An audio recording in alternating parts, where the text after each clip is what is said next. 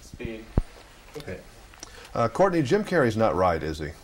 No, he's off. He's really off. He's gone. It must be crazy for an actress. You know, you've got your lines down, you're in your part there, and I know people who work with Robin Williams have the same problem. It's a little disconcerting. You're trying to do your thing and stay in character while they're just going nuts. So how do you do that? Well, you just have fun. It's easy. I mean, it's not easy, truthfully. I mean, there was times that I cracked up and just couldn't stop cracking up. But it's easy to react off him if you want to play the straight person, because he does such crazy things. It's not like you have to really, you know, it's okay, I think, to muffle your laughter. Because, I mean, I'm a human being, but just can't let it come out. And that, I mean, that was a little tough, but at least every take was different. At least it was exciting and, you know, fun. Does he get to this insanity easily? Or does he have to kind of go like this and then all of a sudden it just comes out? It comes out, yeah. I mean, it's in him 24 hours a day.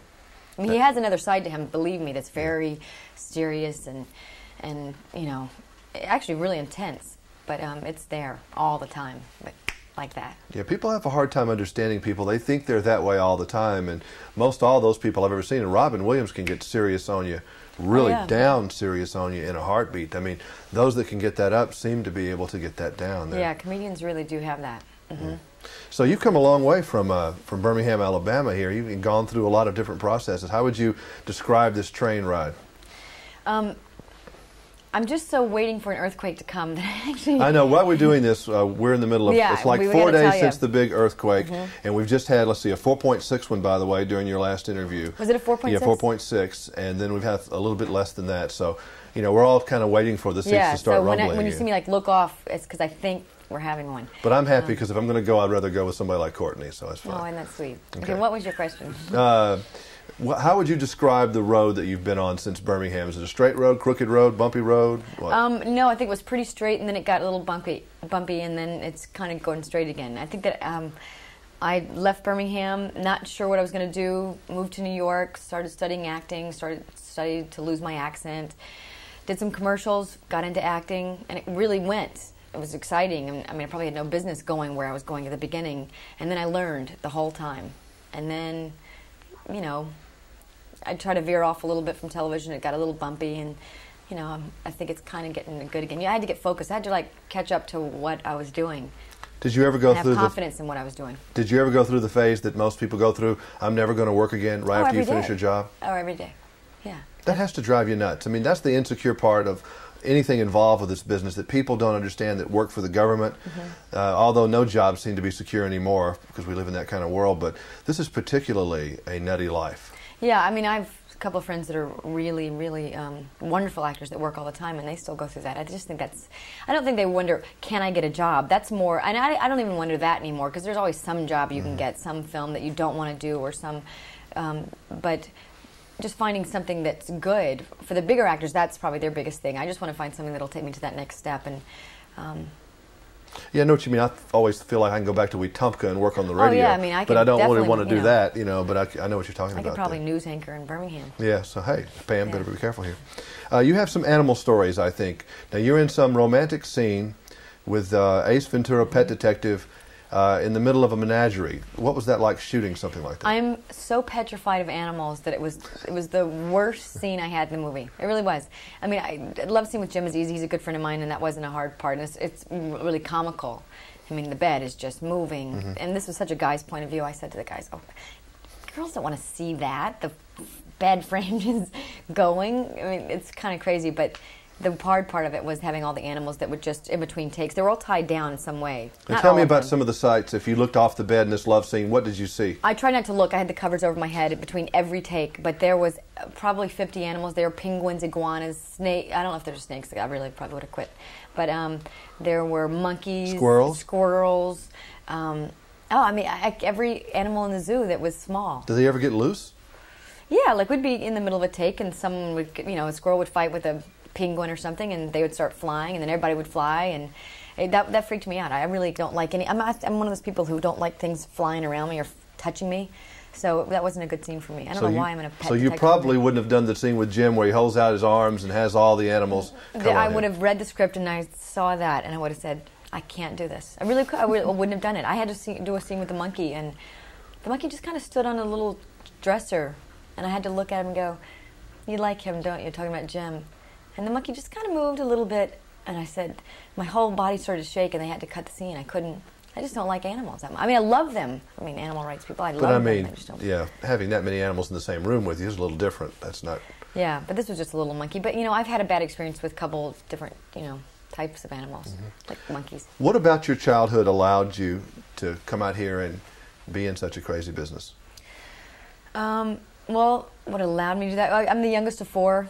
My family's very gregarious, and I was actually the shyest person in my family, which is interesting. But I don't know, just kind of having support from my family, and they're kind of...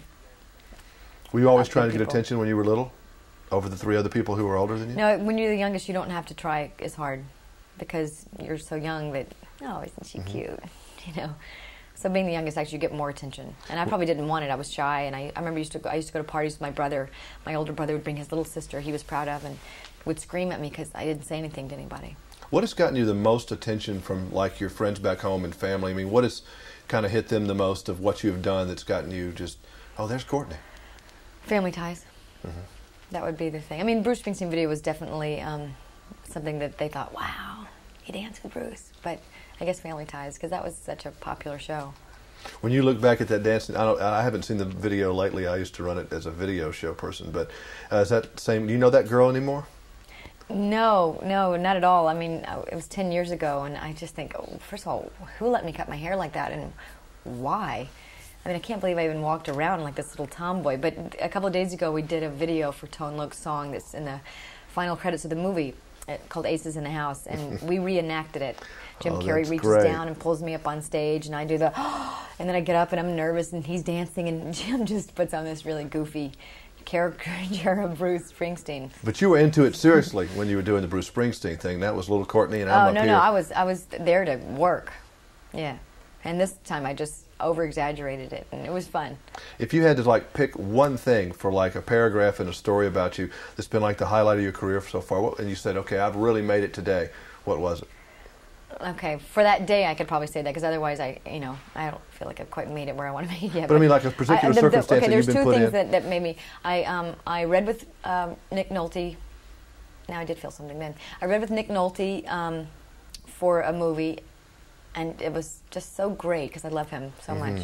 And I was put on tape with Robert De Niro, and he actually said to me in the scene, "I love you." And I broke character for a minute and went, "I love you too," and I just couldn't believe it. I know it's almost like an out-of-body experience with you with certain said, people. I can't believe he's actually saying this to me, although it was written down on a piece of paper. But I didn't get the job, needless to say. I think I just broke too far. I mean, when I was with Sean Connery doing an interview the first time, I kind of took an out-of-body. I said, I'm really here with James Bond. This is so great. Then I had to go back into, being cool. Like, oh, this doesn't bother me at all. But I mean, I was freaking. Yeah, those are the couple times that you just go, wow, this is really great what we do for a living. Do you have like a battle plan that you live under? Is every couple of months you say, okay, I've got some goals that I need to set, or are you just kind of like a tumbling snowball? More like a tumbling, whatever that last word you said. Snowball. Yeah. Snowball. Yeah. I'm going to try to get a little more. I'm going to try, it's 94, we always say this at the beginning of each year, but I think that I'm going to try to stay a little more focused and try to be a little more ambitious, because I tend to be the kind of person who just says, well, if it's going to happen, it's going to happen, and I don't think that's a really good attitude to have in this business. I need to be a little more aggressive. Yeah, it's said that if you don't, it's about goal setting, if you don't know where the end zone is, you can't score a touchdown. Right, I'm going to find that end zone this year. And, we kind of find ourselves all being pulled in a lot of different directions. But it's hard to make a plan because basically it goes back to the fact that you're not in control of anything you do, really, are you? Not really, but you can be in control of staying on top of people to get your auditions and then really work on those. And, you have a little bit of control, but not a lot. You're right. Have you gone through the phase, or maybe you're still in it, I don't know. Is this your work or is this your life? It's my work.